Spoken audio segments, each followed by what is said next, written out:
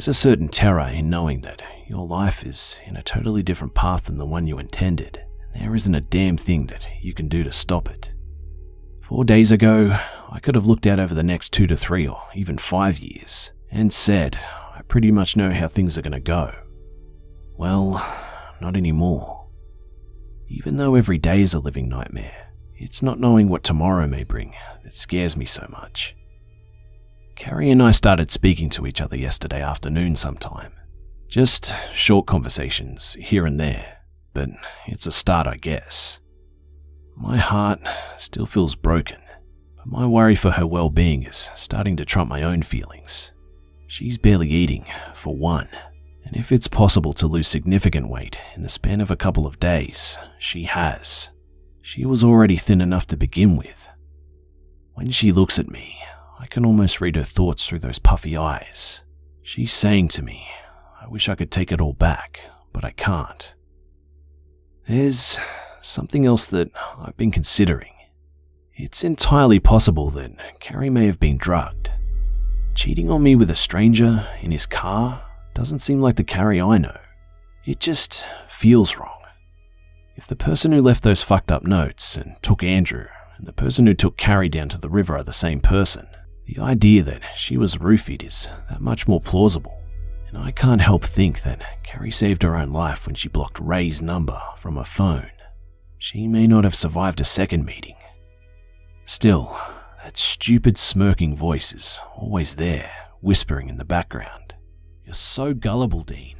She cheated. And if what she says is true, why did she hide it from you? Why indeed? Shame, obviously. Or maybe she just didn't want to get caught. It's hard to ignore that voice, but I'm trying. Detective Carr dropped by to interview Carrie around 4 yesterday. He thought she'd be more open about her experience with Ray if she didn't have to talk about it in front of me, so I sat outside on the porch while they talked, that jealous little voice badgering me the entire time. When they were done, Carrie left the house to run an errand and Carr and I talked in the living room. Of course, the police department had gotten dozens of calls after the radio show, which had sent our little town into a tailspin. I guess giving a name and a persona to this psychopath, whether correct or not, had really touched a nerve. People were reporting every single little suspicious thing that they saw, which left a lot of work for Carr and his team. Every person that wore a hoodie, acted strangely, or was in an area that they wouldn't have normally been in was reported. The mall cancelled its Easter Bunny pictures, which were supposed to take place each day of the week leading up to Easter.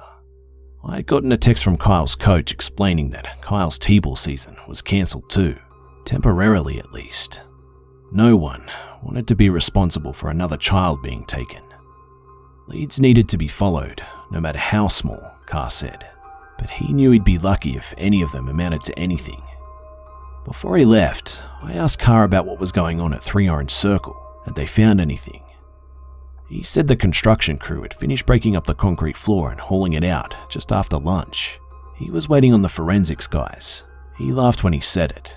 It was really just 2 police officers with some special training in collecting evidence. They needed to get over there and start digging. Even though he'd already refused to share it with me, I pressed him again about the evidence he'd found. He looked like he was mulling it over in his mind, then told me that he could show me one thing. He retrieved his phone from his pocket, flipped through some pictures, and held the phone up to my face. The picture on the screen showed a Polaroid photograph laying on a scuffed wooden floor. The lighting was dim, so it was a little hard to see. For a split second, I thought it was a picture of Carrie. The blonde hair, pulled back tightly like a cheerleader's, was almost identical. And then I realized who it was. Susan Carrington, Carr offered. Then, when he saw my face, yes, I see the similarity. When I asked whether he thought that this was all about Carrie the entire time, he shrugged. I'm not sure about that yet. It's an odd coincidence if not. I thought he may agree to show me what else he found, but he demurred, glancing at his watch.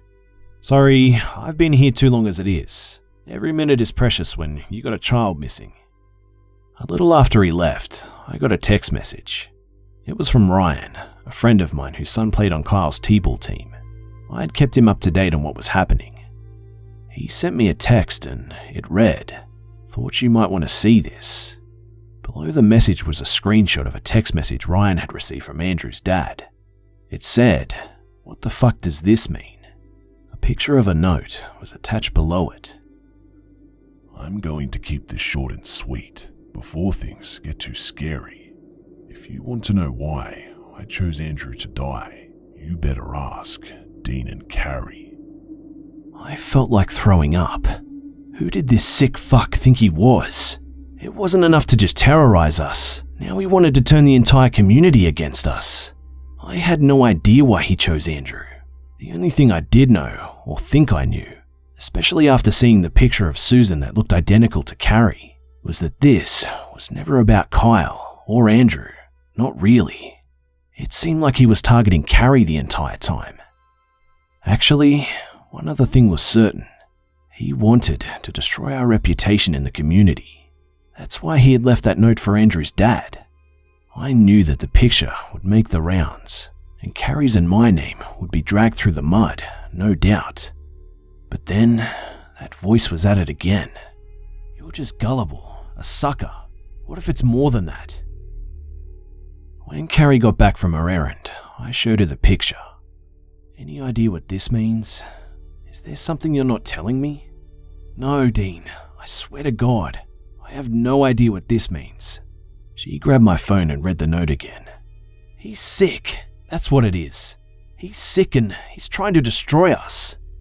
"Well, he was telling the truth in the last note. Why lie on this one?" She grabbed my arm. It was the first time we touched since the day before. "I have a lot of groveling to do, I get that.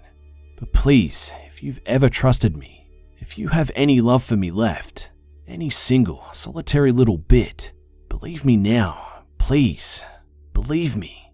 I don't know what this means." She held my eyes with hers, and in that moment, I believed her. The little voice fell silent. I dropped the phone in frustration. "What are we going to do?" "I don't know, Dean. I just hope Andrew is okay. Do you think they'll find him?" That reminded me of something. "Oh, tomorrow at church, will you ask Glenda in the front office if you can look at the church's membership records? I assume Detective Carr will be by there, now that he's talked to you, but maybe we can get a head start on it. I want to see if there's a Ray listed anywhere." "Okay, are you going with me?" I don't think so. I don't feel very close to God right now." She looked like the words hurt her, but she also looked like she understood. This morning, Carrie went to Union Street and met Glenda before Sunday school. The church didn't keep any digital membership records, but Glenda did keep a box with all of the membership bulletins for the last 10 years, the kind with each member's picture and their name underneath. When Carrie called, her words were dripping with disappointment. She couldn't find anyone named Ray or Raymond. She asked Glenda to make a copy of each of them for Detective Carr, and said that he'd probably be by later to pick them up. While Carrie was at church, I got a call from Ryan. Apparently, a lot of the dads are upset that the entire T-ball season was cancelled. I know some of these guys, and you probably know some guys just like them. They have big trucks and guns, and they feel like they could protect their sons just fine if they were allowed to continue the season. I sort of agreed with them, deep down, but I also understand it's better to be cautious. Andrew was taken right out from under his dad's nose after all. Ryan isn't as bad as some of them, but he also agrees that this psychopath wouldn't make a move out in the open like that. So, they were supposed to have a practice game today at 1 o'clock, just to get some of the kids together at the field and let them feel like they're actually getting to play. Full dress, scoreboard, ref, all that. The problem was, none of the dads could get in touch with the head ref.